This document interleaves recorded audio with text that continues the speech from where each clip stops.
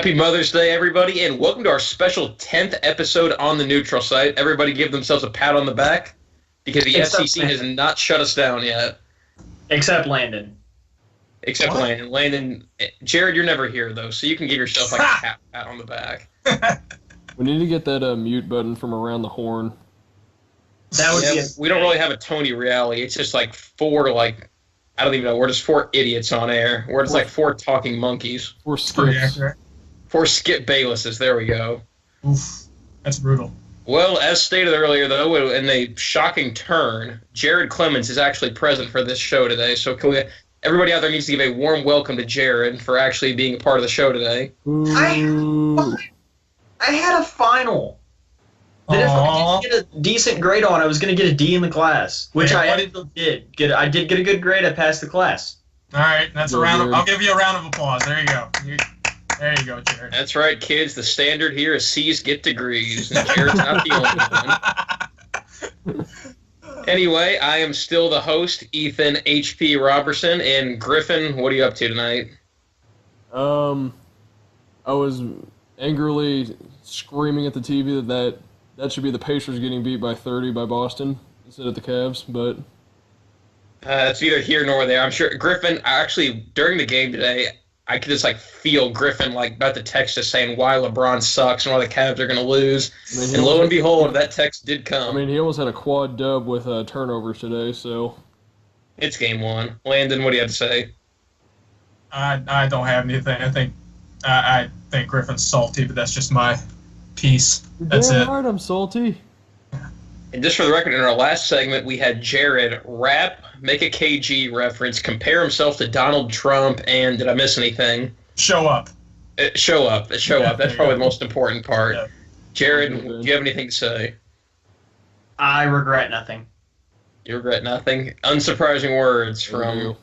You know what you're definitely going to regret when you finally get that tattoo we've been waiting on for the last 3 months? And your head shaved. And your head shaved. When's it happening? Tell the viewers at home when it's happening. Whenever you all grow a pair big enough to come and make me do it. Okay, it sounds like a challenge. HP, Griff, are we going to end up doing this? HP gets to do the honors, so... Yeah, that's true. Yeah, Jared is Jared, you're 120 pounds soaking wet. I've seen you in a tussle twice, and you've gotten ragdoll both times. So. Ragdoll. All right, hey, HP, before it gets into a pissing contest, let's just talk about the first segment. I don't want to hear Jared talk about how he beat up a dude in the 4th grade or something.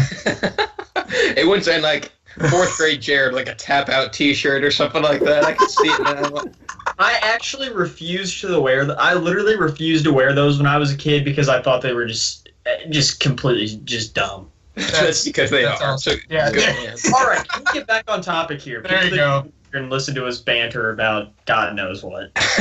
Well, our standards are so low on this show. We didn't even get on topic before we got off topic. So that's a new achievement for this group. Oh boy! The little Xbox icon pops up at the bottom. Congratulations, new achievement unlocked. 20 gamer points. Okay, let's actually get on topic here. So, because there's not a whole lot going on in the sports world, short of NBA basketball, golf. I went to a Bats game the other night, and the Bats are still terrible. But, other than that, there's not a whole lot to say in the sports world. So we're going to be doing a little bit of hypotheticals today, some fun banter, and I'm sure we're going to be telling each other why we're stupid at some point today. Definitely. So, Elaine, I'll let you lead in with what we're going to talk about first today. So we all decided that we're going to do what ifs, biggest blunders in program history, and bold predictions. For me, I'm going to go ahead and state my first big what if. The first big what if, and HB, you're going to get ticked, so please put on your mufflers or whatever it is. I think one of the biggest what ifs in UK program history is if Derek Anderson plays the 97 championship game. Here's why.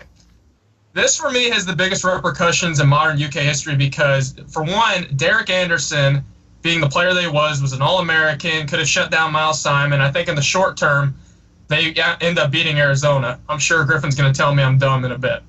No, because neither of us were alive for this game. Well, tomato, tomato. Anyway, so one, Derek Anderson never becomes an all-star because of his injury. However, I think if you focus on this from a Rick Pitino standpoint, if Derek Anderson plays his game, and this is a big, big point I'm about to make, none of this Louisville stuff ever happens. Here's why. His run at UK becomes one of the most impressive runs in college basketball history. He rivals Coach K in his prime. Yes, I am talking good about a Duke guy. You all can put that on the record. And he only did what he did in 8 years.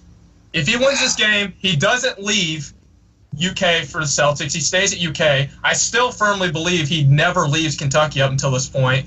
And maybe UK ends up having what happens now, but he doesn't become the villain that the national media has him at today. So I honestly think one game changed 20 years worth of history. I really do. HP, what do you think about that? I'm kind of taking this all in because we just made like 80 assumptions over the course of like 2 minutes here. That was... You said I was leading in. I didn't know. If one player doesn't get hurt, then... That's how good. What if they still lose the game, though? That's my question. Like, if they still lose the game, then it all happens. But Derek Anderson was that good. He had been cleared to play it. Pitino held him back and said, "No, you're not playing." Pitino holding back players? What? Yeah, I know. It was a different time. That's why. It was a different time. But no, I'm serious. I really think that game was the turning point in Rick Pitino's career. And I don't mean for better or for worse. I just mean it was a big turning point. I don't think he leaves Boston if he wins that because he doesn't. I mean, I still think he wins the '98 championship game, and that's a three-peat, which hasn't been done since John Wooden. I seriously believe they were big players, but don't worry about it. No, I totally agree with you. I'm salty. Yeah, but I'm angry. I'm still angry. But if that happens, I firmly believe Rick Pitino never leaves Kentucky, and we don't see this mess. And possibly it happens at Kentucky. We don't know that, but I don't think he ever leaves Kentucky had they won that game. And that also becomes interesting because then that gets into how long does Denny Crum stay at UofL? What happens to Tubby then? And then what happens to Tubby stays at Georgia. Tubby stays at Georgia. You know, never gets the job. Oof. No, I've got a big Tubby Smith what if, but I can save that for later. Oh God, we know Lane loves him some Tubby. Tubby hate. Now I really want to know Griff's because I think I know what Griffin's is, but I want to hear him say it on air first. There's about 20,000 what ifs in the history of Indiana sports. True, and none of them have to do with football. What if Indiana football wasn't terrible? That's seriously? No. Mine is I'm gonna go pretty recent here, and it's what if OG Anunoby doesn't tear his ACL against Penn State? Okay, that's a good one. What I think that's a big what if because he was such a key part of that team. He kept them. He won so many games for that team that year, and you just saw the bottom completely fall out for them after he got hurt. They miss the tournament. They lose in the NIT. Kareem gets canned. If OG is playing that entire year, I think they make the tournament. Kareem probably survives another year. And then we saw the lack of talent on the roster this past year.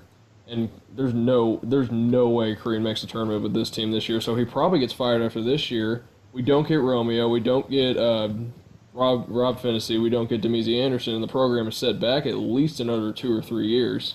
Not to mention Trendon Watford, who Crean was never on recruiting anyway. You don't even get to consider him anymore. He's going to Bama. We don't get Archie because he's probably going to Ohio State. Oh, that is true. I didn't even think about that. Archie would be off the board then. That's weird. So I don't You think Archie would have been taken over Holman? We don't know who our coach would be. We would be set back at least 2 years in terms of recruiting. So I mean that injury really changed the direction of the program. I didn't even think about that. I don't think Archie goes to Ohio State. Why? That's a horrible take. He literally said that's his dream job. That's his dream job. No. But I think, didn't Ohio State give Holtman the looks first, or did Archie decline? Archie was already at Indiana. He'd taken the job like 2 months Ohio earlier. State was weird and fired Thad Matta like 2 months into the summer. Yeah, dude, That's no. right. Archie would have gone. Archie would have gone. Nothing against Indiana. It's a great program. But when you literally come out and say, my dream job is Ohio State, and the job opens, the only reason he didn't go is because IU had offered him, and he had taken that job. Yep. So, HP, what about you? Yeah. Oh boy, this This one required a lot of thought because I wanted to do one that was not scandal. I want to keep this as scandal-free as possible. So you don't get triggered again. I want to keep Katina, and I want to keep Jordan Fair / Kenny Johnson out of this as well. My what if is probably one that me and Lane have had many pissing contests about this one in the past. It should be. Oh my God! Are you really about to go down this road? Okay, I'm gonna. Yeah, yes. The answer is yes. Just say it. Just say it. I understand. What if Chane Behanan doesn't get kicked off the team in 2014? Wouldn't have mattered. We've gone over. It was like a 4-point game, for God's sake. You don't think Chane Behanan over Steven Van Treese is worth 4 points? Don't you make fun of the white polar bear. That man put his heart and soul into that team. He's a realtor now. I'm going to make fun of him as much as I want. He's a realtor? I think so. I don't think he plays basketball anymore. He's probably making good money then. Probably. But anyway, if Chane Behanan doesn't get kicked off that team, you could be looking at back-to-back Final Fours. You could be looking at back-to-back national championships.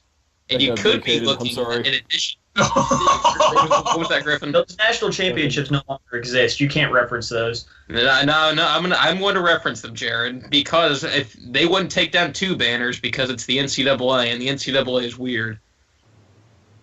HB, that's my thing though. Like, is it really that big of a what if? Because Behanan, I know you're not going to take this well. Behanan's skills kind of had declined. I'm not saying he wasn't a good player, but he wasn't the player that he had been the year before that when they went to the championship. And not to mention Steven Van Treese, though. I'm not saying he isn't.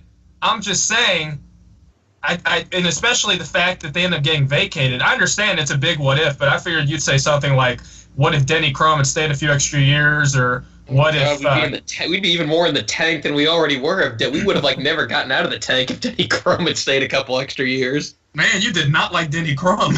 Well, no, it was time for him to go. Denny Crum had to go then. They were 12-20 in his last year. Yeah, they were pretty bad. Yeah. That was one of Tom Jurich's better moves, was definitely forcing Denny Crum out. Yeah. No, I do. Beloved icon. Actually, I think that is a really good what if. I never thought of the OG one either. That's actually a real game changer. Speaking of game changers, Jared Clemens. Mariano? So in the spirit of keeping things different, moving on here, I'm actually not going to do an IU what if. What? No. Ooh. Oh, no, it's going to be Butler what if. Oh, no. Oh, God, it's going to talk about the one what if in the history of Butler sports. What if Gordon makes the shot? I would have never guessed. What if that one shot goes in? They win a national championship. Woohoo. Yeah, Jared, I was talking with Carson this morning when we woke up, and he goes, so what are your topics? I said, I told him. He's like, so Jared's basically only going to talk about the Butler shot, right? That's all Jared can talk about. I mean, that's it. They win a national championship, and Brad Stevens probably leaves a year earlier, and that's probably it. And Hayward still goes pro. Well, no, but here's the thing. So, a national championship is great for recruiting. I mean, could you be looking at Butler turning into a powerhouse program? Not a powerhouse, but they would have some serious street cred, though. They wouldn't be a powerhouse for a single championship. I mean, what, is Loyola Chicago now going to be pulling top five? UConn's got 4 of them, and they're in the gutter right now. You're missing my point, Landon. You're missing my point. What's your point? I'm trying to say is maybe you get a couple of 5-star recruits to look at Butler or whatever, and maybe you have a couple years where Butler's a legitimate threat to win it all again. I'm not saying they're going to be a blue blood after that, but I mean maybe 2 or 3 years where they get a really, really good recruiting class. I don't agree with it, but I understand it. I think it has more to do with the coach, and I think if they win a national championship, Brad Stevens leaves earlier. And then maybe, they didn't have Holtman after Stevens. They had No, they had wasn't it Johnson? He had to leave for medical reasons. Oh yeah, he had a medical leave. I think he was the one right after. But you really don't know what. I mean, I guess that's why we're doing hypotheticals. But I think that winning. Obviously, winning a national championship is huge for a program, but I think it almost sets Butler back because all those key pieces I think would leave earlier. I sort of agree with that. I don't think. No, I agree with you, Griffin. I mean, Gordon Hayward was gone. I think Brad Stevens would have left a year early. But I mean, still, I think it would have been great for the program. I think recruiting would have really picked up after that. I think you could have seen 2 or 3 years where Butler was up there with, your traditional powerhouses for 2 or 3 years, because the championship really helps out stuff like that. Yeah. Does anyone else have any other one? HP's been dying to say another one here, folks. That Butler one made me think of this. I do too, and it's Tubby related, but we'll see. I have a really good one. What if this is a huge what if? What if Rick Pitino gets fired for the Karen Cypher incident in 2010 instead of getting fired in 2000? That's a big one. Ooh, I like that. Well, not because the man's getting fired, but I like this one a lot. This is a good one. A lot too. Okay, hold up though. HB, what do you think? That's maybe. Brad Stevens hasn't blown up yet. Let's remember that Brad Stevens hasn't blown up. No. This is not going to turn into a Brad Stevens conspiracy theory again. No, it's going to be Billy Donovan. He's got the horse farms. Brad Stevens would not have left Butler. In that scenario, Brad Stevens would not have left Butler unless IU comes calling or the NBA. Oh, for God's sakes, Jared. That's 2 bad takes tonight. That is 2 bad takes tonight, Jared. Come on. What was my other bad take? You said Archie wouldn't go to Ohio State, and that's his dream job. Can I get this back on the rails? Jesus. No, I'm not Jesus. Anyway. Thank you for the compliment. Go ahead, HP. Because then Rick Pitino's probably been coaching somewhere else now, and he may or may not be in trouble somewhere else. But it's interesting to think about because of the fact that all of that stuff, all the good that came from Rick Pitino in the last 10 years doesn't happen, and then all the bad stuff, too, doesn't happen. It depends on who's leading the ship at that point, but Tom Jurich still has his job, too, if you really think about it. So that's a lot to dig into. Yeah, when did Sean Miller leave Xavier? That's what I was thinking. That would be a good hire. I can see that. I think about that time. I think they would keep picking out of that Xavier, basket right there. I think that maybe Sean Miller. Who knows? It could have been anybody. Yeah. I know how you guys give me a lot of crap about my opinion on Tubby. I have nothing against Tubby. I just feel like our program went a little downhill after he took those away 2 from 1 seeds he got were just awful in his final years. You do know we lost to Mike Anderson at UAB, and then, what was it? Oh, yeah, then we flamed out early again. But that's not at least you didn't lose to Mike Davis at UAB. Yeah, that is true. Mike Anderson's respectable, though. He's the new Nolan Richardson. I'm going to catch major crap from Griffin. I already know it's going to happen. My big question, and let me explain this before I get murdered for it. What if Keith Bogans doesn't turn his ankle in the Sweet 16 against Wisconsin in 2003? Oh. Who was that? Was that Jared? That was yeah. Oh. Honestly, dude, I completely forgot Keith Bogans even existed until you mentioned it. That makes 2 of us. Well, so did the NBA. But I really think this is one to examine. So it has major repercussions because, one, Bogans was an All-American who was arguably one of the best defenders, if not the best defender in the country that year. If he doesn't turn his ankle, the biggest question is, does he end up limiting Dwayne Wade? He doesn't stop him, obviously, but does he limit him? Because Bogans had some of the best lateral quickness of any guard. Because Tom Curran is a coaching wizard. Then I honestly think that if he plays, UK has a good shot at still winning that game. But the real question is, say Tubby makes that Final Four. Does that mean that keeps him past 2006, or does he still get canned and we hire Billy G? Because I honestly think Kentucky fans would have been content if we had made a Final Four with that 2003 team and would have given Tubby. This one has the worst assumption I've ever heard. Kentucky fans are never content. Well, we were under the Tubby era. There's another domino for this, though. If Creed doesn't make that Final Four, is he even in the running for IU? I still say yes. Because IU is such a dumpster fire. I still say yes. Yeah, I agree. That's another one that has a lot to it. Crean it didn't matter about the Final Four. Crean proved he can coach, and he still had players like the Dominic James. Like, he could take lower guys and still turn them in. That's what he did with Oladipo. He showed that. He can still do it. But, yeah, I still think he gets hired. But I really do wonder because I'm not even worried about the Patrick Sparks Michigan State 2005 game. I don't think I didn't think they were going to win that either, obviously, but still, I really wonder if he wins that game, is he still at UK past 2006? That's a big one because that sets the Calipari. Calipari maybe never gets hired, and then Billy G may never get. I mean, it creates such a vacuum of what if he makes that Final Four. So I think Tubby would have been gone. Tubby would have been gone, I think, by the time Cal got hired. They were going to railroad him out of town one way or another because that's what UK fans do. Okay.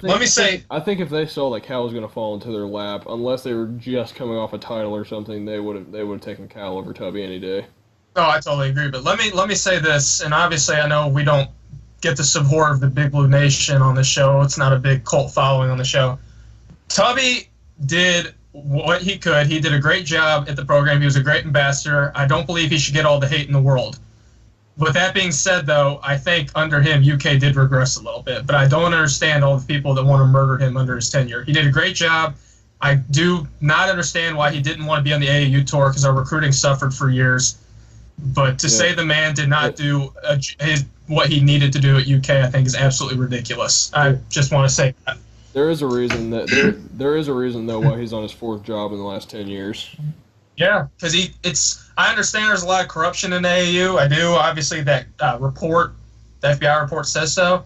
But that's where all the talent's coming from nowadays. This isn't the 80s, the 70s. You don't just go to a random gym or a high school. I mean, this is where it is. Yeah. But no, Griff, I'm sure you got a second. Again? Yeah, go for it.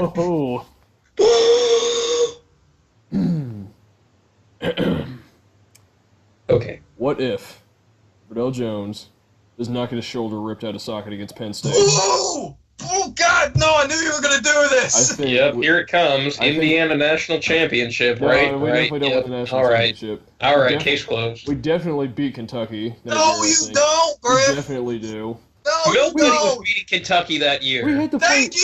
We had Daniel Moore and Matt Roth guarding Marcus Teague and Deron Lamb. Marcus Teague was that good. Marcus Teague was a real offensive juggernaut, Griff. We had Ollie from Hoosiers guarding people. Well, you're not wrong about that. That's good. For any team, if you take away their senior point guard, they're gonna suffer. As a bitter IU fan, I agree with Griffin on this, and I think that Landon Spear. Did you just say better or bitter? Bitter. Oh, I thought you said better. I'm like, I'm still. Every time we lose to UK, it just something irks me inside, and I really don't know why. It happened in 6 years. Funny. Oh, well. I mean, Thomas Bryant did give it to UK a couple of years ago. Thomas Bryant's a good player. I have nothing against him. The point stands. If Verdell Jones doesn't get hurt, that gives Indiana another ball handler, another defender, and they gave up 101. Who? It was 102 to 90.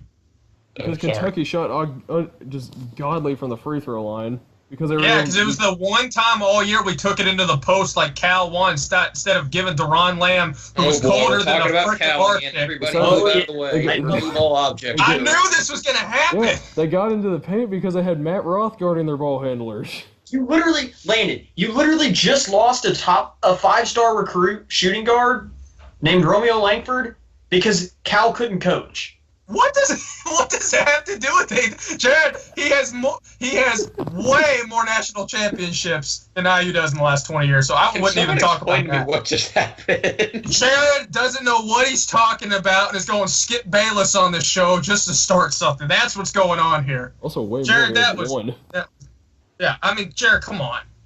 Cal can coach. Granted, Romeo isn't like his style, but that's just silly to say. Yeah, I mean, Jared, what the heck is wrong with you? Go ahead, Jared. Give us what big what if you've got for us now. Go ahead. I'd love to hear this one. And Jared has nothing. That's great. Jared has on Cal. Jared, I think your connection's messed up. Does that mean I get another turn? No, it means I get a turn if we're doing in that order. Oh. Okay. Yeah. Sorry. Hold on, you regret the error. No, hold on. It messed up for a second. Jared sounds like a robot now. They're coming for us. Cut his connection off before he kills us. Oh my gosh. Okay, I'm gonna go ahead just because Jared turned into the Terminator. My big one, and Griffin, this is... Jared, stop talking. We can't hear you. Oh gosh, I'm gonna go ahead. Yeah. The big one, I think this is a big one for me. Obviously, if we're gonna talk, I'm gonna talk later about some older ones, but I think in the modern terms, this is a big one that a lot of people talk about. What if Jody Meeks... Jared, stop talking. What if Jody Meeks comes back and plays on the John Wall team? Okay, I know where you're going with this, and I actually agree with you. I think that team wins a national championship. Oh, I'd say, wow. Okay, this is controversial. I don't even know if they win the national championship because Duke was murdered West Virginia that game. But I think that gives them the shooting to make it to the Final Four. I think in terms of short term, this is the biggest what if in the Cal era. I think that team had all the talent in the world, but it lacked shooting. Our best shooter was Darnell Dodson. You know what happened 2 months after that game? DUI. He's gone. No one ever hears from him again. So we have no shooting. Darius Miller, you know how we always joke about the dude perfect, Mr. Freeze? Mm-hmm. That was Darius Miller's first 3 years at Kentucky. So he wasn't... Don't badmouth Darius Miller. He won you a title. No, he's one of my favorites. in the Final Four without Darius Miller. Actually, you can definitely make that statement. HP, they lose in the Sweet 16. Sorry, they lose in the state. Yeah, they just lose somewhere along the line. Final Four. Yeah, I just think, imagine Meeks on that team. I mean, Eric Bledsoe is our 2 off the bench. Think about that. That's pretty freaking awesome. So, yeah. But whatever. Jody Meeks would have been a perfect complement to Wall and Boogie because in college, John Wall wasn't near the jump shooter he is now. He really depended on getting into the paint, and teams were able to just collapse on him. West Virginia was able to. I think having Jody Meeks out there for John Wall to kick to or to space the floor so John Wall could get all the way to the rim would have been huge. That team would have been way more fun to watch. But oh well. So as much as I do love me some Jody Meeks talk, but I guess what it is, this would be a good time to move into blunders because God knows me and Griffin at least have just blunders upon blunders to talk about. Wait, is Jared back? No. Is Jared back? Hold on. Yeah, I'm back. Hey, there we go. Okay, no, I actually have a Cal question for you. Like, is it an actual Cal question, or is it just you trying to tick me off? Yes. No, it's an actual question. What if Nerlens Noel never gets hurt? What if he never tears his ACL? It doesn't matter. They're a 10 seed and they lose. Congratulations. Yeah, I mean, we make the tournament, but that's it. It's not like we make a run. I've Robert Morris. Ha, ha, ha. Ha, ha, ha. Actually, yeah, that doesn't happen. But, no, that team, there's a lot of people that, when I read Rep Rafters, their what if is, if Nerlens Noel plays on that team, then they make it at least the Sweet 16. That's not true. That team lacked so many things of a deep turning run team that it's absolutely insane to even make the assumption that with Nerlens Noel they would make it past the Sweet 16. It wouldn't happen. Cal has a great record in March, but it would take a miracle. God would have to come down from the heavens just to make that team go to the Sweet 16. It wouldn't have happened. Ryan Harrow was our starting point guard. That tells you enough about that team. Well, I say that because I feel like Cal could have slowed the game down if he still had Nerlens Noel and really, sort of like what the Cavs did against the Warriors a couple years ago in the finals, where they just slow the game down to absolutely just snail's pace. So you let Nerlens sort of just show off his defensive strengths and potential. No, Jared, that slowing down that team would have been the worst possible thing to do, and here's why.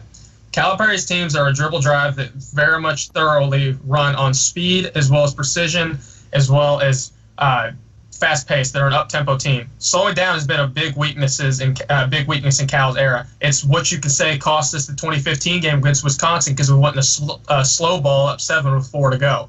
So I think slowing down that team, especially making Nerlens play post when he was more of a garbage man, he still is today.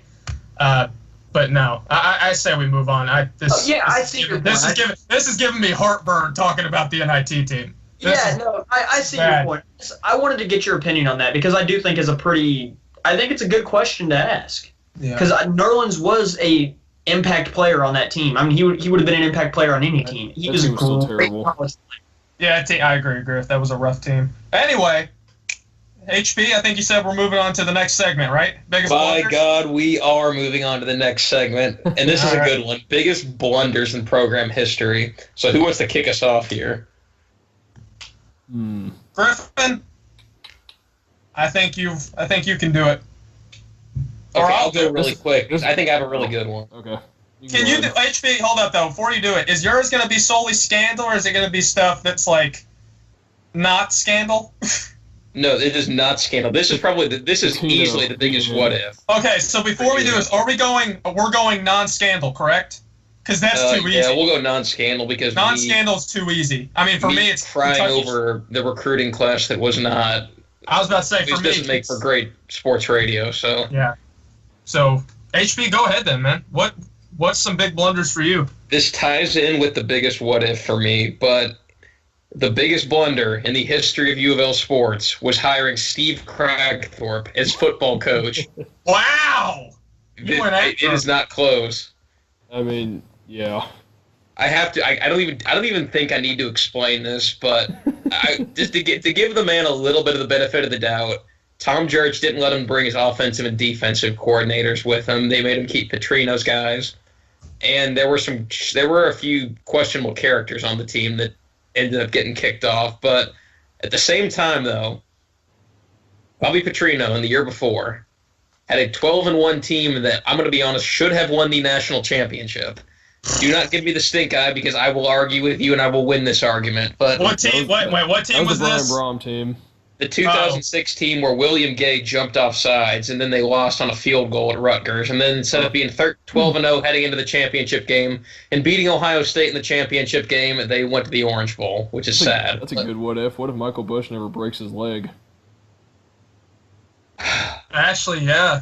I didn't even think about that. That's a sad one. Yeah, that's a really sad one. Did he break it against Kentucky? Yeah. Was that against? Oh man, sorry. That was Wesley Woodyard. Yeah. Well, that was Woodyard. It was Woodyard.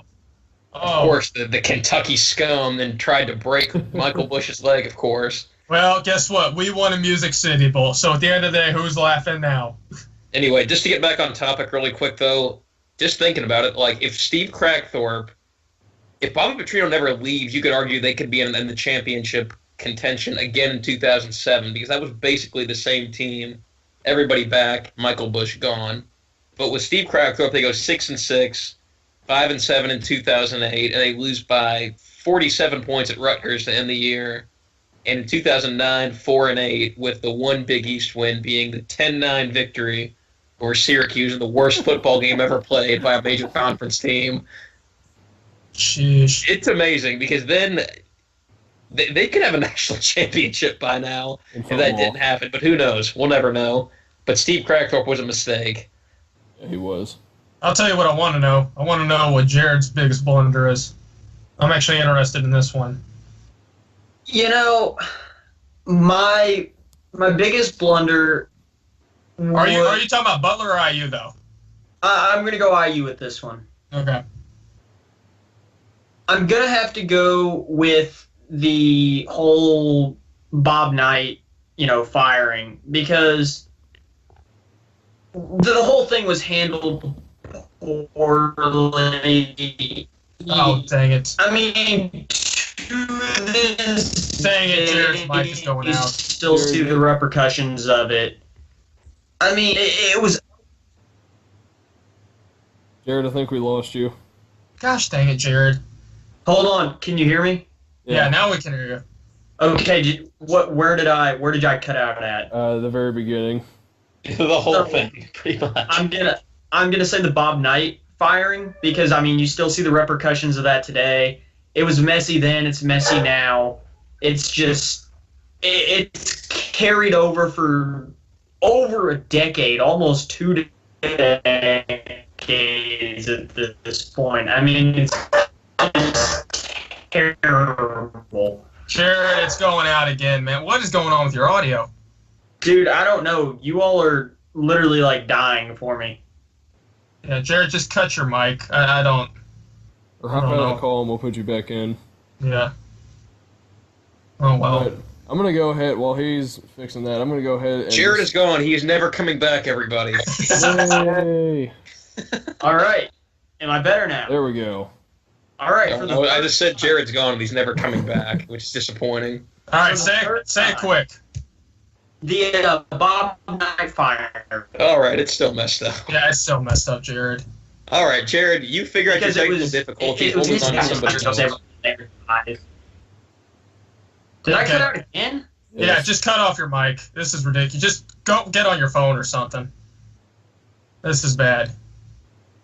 Oh, well. Griffin, go ahead. I'm just going to go ahead and say I disagree with that really quick because, if anything, I think Bob Knight overstayed his welcome because it's not like he was doing really well coaching his last couple of years. I mean, he was putting out some bad teams on the floor, and it was because of he refused to change with the times.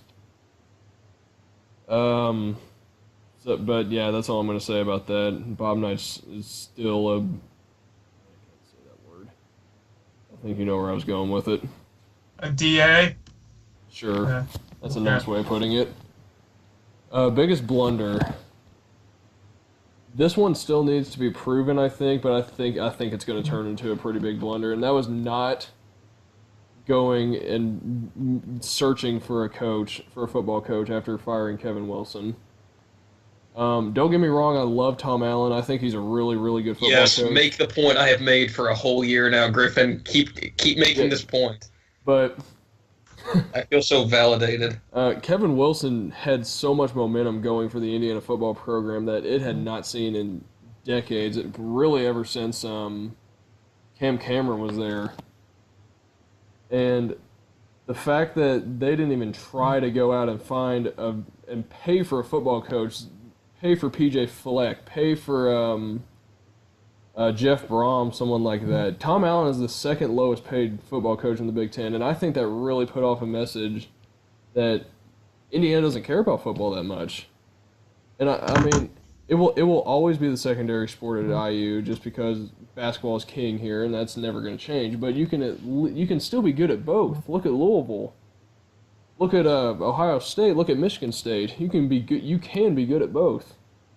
And I think just maybe you go out, you search, and Tom Allen is still your best guy, but the fact that they didn't even try to look, I think, is really going to reflect poorly on the program for years. Now, Griffin, let me ask you this. Do you think if IU does search for a coach, it does anything long-term, or do you think it's more of an image thing?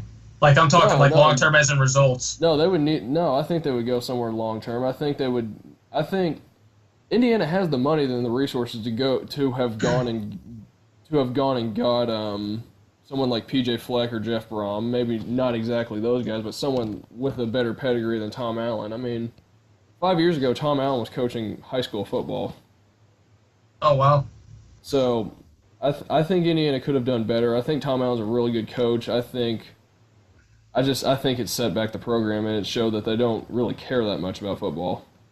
I think half of college football is being willing to spend the money and having the correct structure in place to be able to be successful, because you look at programs that don't spend the money, programs like in the ACC, Virginia, and the Big Ten, Indiana, in the SEC, Kentucky. Kentucky. Yeah, I guess Kentucky. They made a little bit more of a commitment, but Vanderbilt. We're looking great. Our Music City Bowls are really shining. It's better than the toilet bowls that Indiana has. Well, I tried to give you credit, Landon, but you refused my credit. So there is. I'm not taking pity. 10 episodes more without credit for Kentucky sports, but whatever. You look at the only Power 5 programs that aren't good are the ones that either just care so little about football that they won't spend the money, or they have just horrendous structural problems within their program that are going to keep them from being successful. So, I think that would have went a long way towards solidifying Indiana, or at least helping them move up the food chain a little bit in college football. Yeah, actually, before I go into mine, HP, I do want to ask you something. If Cragthorpe isn't hired, do you think whoever takes over for that ends up completely taking away Bobby Petrino ever coming back. So do you think, say, Crackthorpe doesn't get hired, Petrino leaves, do you think we ever see a Petrino era at UofL, or do you think no? Or do you think Charlie Strong ends up coming to you? I mean, I'm just curious to know what happens, in your opinion, if Crackthorpe's never hired. My God, that's a loaded question.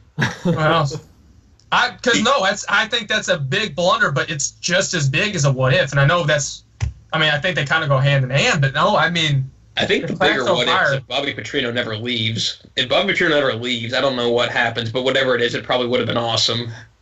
Yeah. I think with that, it's kind of an interesting question because without Crackthorpe, you never get Charlie Strong, and that means you never get Teddy Bridgewater, and Bobby Petrino doesn't come back, and you don't get Lamar Jackson, and like the parallel universe theory we've got going here has a lot to it.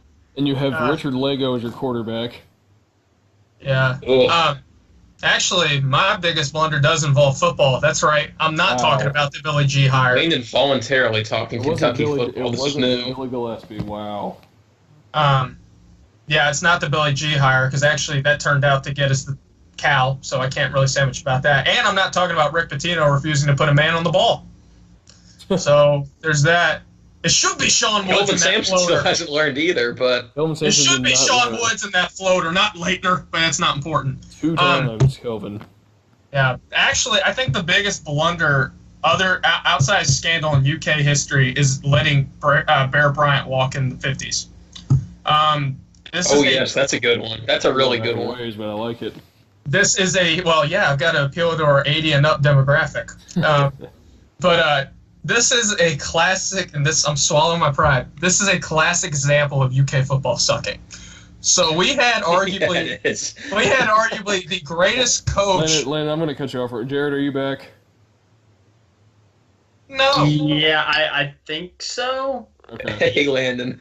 All right. Was Mitch Barnhart the AD at that time, too? I'm working on it. Did Mitch Barnhart let him walk to hire, like, All right. whoever the heck Mark Stoops' like great-grandfather was? You know, as much as I love a Mitch Barnhart joke, I got to roll with this. But no, I think, obviously at the time, people didn't know Bear Bryant would arguably be the greatest football coach of all time. But he took UK on its greatest run ever, which included the Sugar Bowl. That's right, you can actually put the words UK football and Sugar Bowl in the same sentence. And they actually, it's never come close to being replicated, and he left because the Board of Regents were idiots. I'm assuming you guys don't know the whole story of why he ended up leaving? Is anybody familiar with that? It was not much that he left for, but it was something small, and it was like some rivalry with Adolph Rupp. I might just completely that has a very good portion of it. So he left Texas A&M, who hadn't won more than 5 games in the past 10 years prior. UK did not even try to renew his contract or anything. One of which they didn't put any focus on him, instead tried making UK solely a basketball school. And like Griffin pointed out, you can successfully, like Ohio State and other programs like Michigan, actually a lot of Big Ten teams do this very, very well. You can put and Rutgers. But they don't count. You can put an emphasis on each and have them each be successful. Then we don't give them a raise. And then this is the dumbest one to me. So the man just brought in talent to win a Sugar Bowl, and what do we tell him? We want you to start putting a sole emphasis on recruiting only in-state players. Let that sink in, folks. Bear Bryant was doing an awesome job. That'd be like telling Jim Harbaugh, yeah, you know what? You contention for the Rose Bowl every year, but we're going to have you recruit only in Michigan. That's just stupid. That's insane. We let Bear Bryant walk because we wanted to recruit more Kentucky kids. We didn't want to have him share the spotlight with Adolph Rupp. And then, why not? Let's not give him a raise, because Adolph Rupp sure needs it to smoke his 15th cigar of the day. Come on. Gosh, we let him walk, and guess what? We have never been good since that. And yes, I understand we had HP's favorite UK quarterback of all time, Andre Woodson. He was good. They beat LSU, who was number 1. They had all the way up to number 7 in the country. They were good that year. And guess what? What have we done since? And they went to the Music City Bowl that year. But that's we beside did. the point. 3 Music City Bowls is better than an Orange Bowl. Yeah, that's the dumbest statement I've ever made of all time. Folks, you got worse, but I was 8 when I said that. Hold on? Can I come back in for a second now? Are you gonna go Terminator? Maybe we'll see. No, Landon, the focus on in-state recruiting in Kentucky. It's always been big. Yeah, but for a Power 5 team, or for a Power 5 conference team like UK, that is. I actually didn't know about that. I looked this up yesterday while I was doing some of these notes, and I found that, and I'm just thinking, that was the dumbest thing you could have done right there. That's literally that's probably the most hilarious thing I've ever heard about a college football team doing. Well, we're gonna let Bear Bryant go because we want to focus on in-state recruiting. Think about that. And Bear Bryant, it's not like Bear Bryant had one good year, or he was Steve Cragthorpe. Sorry, HP. I mean, he was good. We went to a Sugar Bowl. We were very good. We were top 10 every year he was there, except his first year because we were trash. But still, we let Bear Bryant walk for nothing. Hey Landon, can I give you a what if? Is it gonna make me want to come over this computer screen and punch you? No, this one's pretty tame, but this is a football one. What if UK, if you remember in 2013, whenever they fired Joker Phillips, or was it 2012 or 13? Which one was it? It was 12, wasn't it? Either way, both years were terrible. So what's? Yeah, they were awful both years. But anyway, what if UK, was it a blunder by not hiring Bobby Petrino in 2012 when they had that chance to? Think about that for a minute. Because there were rumors that he wanted it. Why would I don't know if they're true or not, but people have suggested it. Okay, you know what? I'm a UK fan, blue and through, but oh my gosh, why would you want the Kentucky football job? Why would you want that job? They were terrible. They won 3 games total under the Joker era, and that 2 years prior to him getting fired. They were god-awful. We were terrible. Joker kind of got railroaded out of town, too, because Kentucky fans have a tendency to do that, but... HP, we won 1 game! 1 year. We were terrible. What do you think? We're just going to give him E for effort and let him go on his way? Their recruiting was really good, though. It was. No, it wasn't. If recruiting's good, you have to show the results. Joker was not that good of a recruiter. I have a question. Because I literally know absolutely nothing about UK football, so I'm actually pretty interested right now. Well, so do the players. When did Joker get fired? Actually, I'm not even gonna lie. I completely thought Joker was still the coach. You thought Joker Phillips was still the head coach of Kentucky? Oh my gosh, we still make Mark Stoops jokes. Did Joker Phillips transform into a white, middle-aged, balding man? Joker got fired. Okay, I'm sorry, folks. My bad. We won 2 games the year that Joker got fired. He was fired in 2012. That's 50% more. HP. You think we should have kept a coach who went 4-20 in conference? I liked Joker. He was a nice guy. He wasn't like Stoops, starting fights before the game just because that was their only way they could win the game. Okay, we went 13-24 in the Joker era. It was time to move on in 3 years. I didn't like the hire to begin with because he really didn't show anything that made him, Rich Brooks demanded it, and Rich Brooks was not going to be denied. Yeah. Can I do another blunder? Go ahead, Griff. I'm tired of talking about Kentucky. No, we're monopolizing this with Kentucky football jokes. Oh, my God. No, Griffin, you go right now. I'm not taking that from HP. So, one of the reasons why Tom Crean got fired, obviously, was missing Indiana recruits. I think this was the biggest miss in his entire time in Indiana, because this is a recruit that would have put Indiana over the top. Who is this? On that 2013 team that was already really, really good. The biggest blunder of Indiana basketball in the last couple of years was missing on Gary Harris. But it would have been nice. We would have played the national championship, but it would have been an amazing game. That is a huge miss. Especially after Jordan Holes got hurt in the second round that year. Having Gary Harris would have put that team over the top. And, Griffin, I'll one-up you on that. It's not even just Gary Harris, because Michigan State had a monopoly on top IU recruits for a while. I know Caleb Swanigan didn't end up going there, but he had committed there too.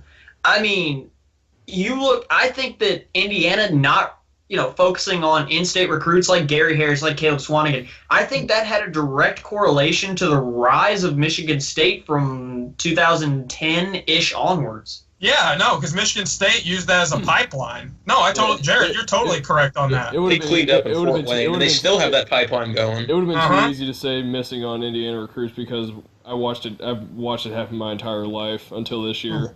But Gary Harris, in my eyes, is the biggest miss. Gary Harris was a stud. I mean, you just imagine that lineup of featuring Oladipo, Gary Harris, Watford, and Cody Zeller. You think Griffin? I'm not trying to bring back any bad memories, but you think Gary Harris is a bigger miss than Trey Lyles?